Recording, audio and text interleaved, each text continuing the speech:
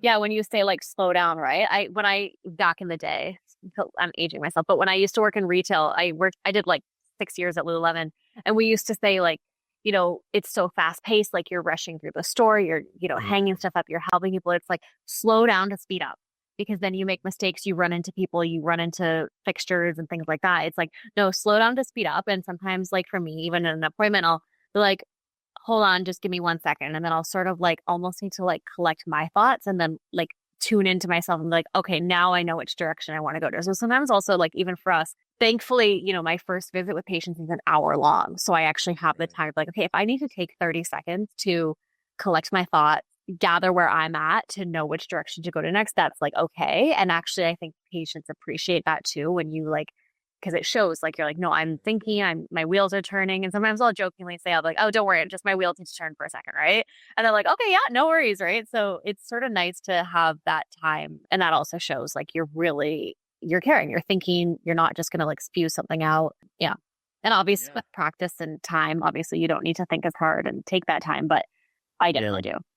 Yeah. Yeah. It's funny. Like as you see more patients, they have this perspective of medicine that you're in the back pouring like liquids into a beaker and mixing it and trying to come up with what could possibly be her diagnosis. And you're like, Yeah. I knew what it was when she walked in the door. Like I could almost see it on her, but Yeah, do not totally. feel like that you took time to consider them against everybody else. And I think that's good medicine. Yeah. Yeah. I want to ask this. You deal with a lot of people in menopause, perimenopause, premenopause, and that is a special type of condition where like back pain, you're going to recover from it. It's going to go away. Menopause is never going to go away, right? It's a state change. It's like diabetes or something where we have this from here on forward, things are going to be different. Not necessarily bad, but just different. What have you learned as like some ways to ease people into that and recognize the fact that like, hey, this is a quote unquote life sentence, but that doesn't, it isn't like you're never going to walk again. It's just some adaptations. Because I've had the experience with patients sometimes where you tell them certain things, like even disc herniations, they're like, oh my God, it's over. I need multiple surgeries and I'm never gonna golf again. I'm never gonna play tennis. And I'm like thinking, who fed you this? Yeah, right. Of course you are. Like people are doing it all the time. Yeah, I think for menopause, like I think part of it is like education. So I spend a lot of time like, explaining to patients what's going on, answering their questions, talk when they sort of mention symptoms and ask if it's related. Can hopefully usually give an answer to say like, yeah, that could be related, or maybe that's something else we need to look into. It's hard because it can be either, and it affects everyone different. It can be either a really long transition, right? Some people are in perimenopause, still having regular cycles for years, and then they become irregular, and it's like, oh my gosh, I've been dealing with this for 6, 7, 8 years. And some people like go through a really smooth transition where they're like, yeah, all of a sudden one day my period just stopped. I didn't have it for a year and I was through menopause and I've never had a problem since. And I'm like, good for you, sister, but it's not as common. Yeah. So I think just, talking to patients, and like one of the things I really try to do, whether it's a menopause patient or not, is like really validate their experience. Because I think a lot of people Dive into that. Yeah. Cause yeah, I think validating experience, I mean, and you too, probably, right, with chiropractic care. And it's like people will be told different things about their symptoms, right? So a lot of my patients have maybe discussed it with their primary care physician. And especially if that patient is maybe not as up to date or, just out of touch with standard of care for menopause, they'll be like, oh, you're too young to be in perimenopause. Or, that's just something you have to deal with, is a lot of the things that people get, right? And then I come in and I'm like, no, like those hot flashes are like really brutal. I'm like, so sorry you're dealing with that. Like that is very normal, unfortunate and not great, but it's really normal. And just always, their mood changes. And I'm like, yeah, like you don't want to be this cranky, irritable person, but you are because your hormones are out of whack.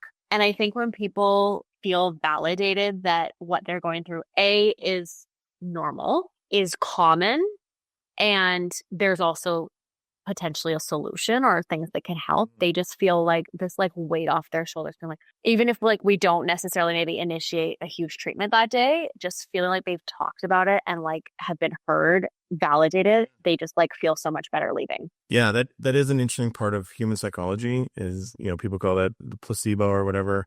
Yeah. And other things are, I'm just like, who cares? Like, it's like, Yeah. it's free medicine. Like, there's no side Right? effect. Like, let's just go for it, like maximize it. Yeah, you talked about some interesting things there, because as their bodies are changing too, like so I have patients that come in, and especially if there's a first bout of low back pain and it's late in life, like over 45, most people have dealt with some tweaks and aches, and you play sports or whatever and you Mhm. stumble, and so you kind of have an idea of like what it is. But there are that subpopulation of patients that have never experienced like true musculoskeletal pain until they're 45, 50. So when they feel it, Damn. yeah, yeah, you're like, what a life. Nice. Good for them. They're like, when they feel it for the first time, they're scared, because they're like, I've never been such an invalid. I was, day before I was completely fine, and today I can barely walk without support or leaning on something. And for them, when you ask like, how bad is your pain? This is legitimately the worst pain they've ever felt in their life. Like, legitimately. And it's scary. Like, what? And it's so difficult in like pain care, because like, I don't know what your pain actually feels like. Like, I know what my version of pain feels like. I know that it kind That's of so has like subjective. yeah. And what you're calling buzzing or aching or sharp, I might be calling, your sharp might be my pokey.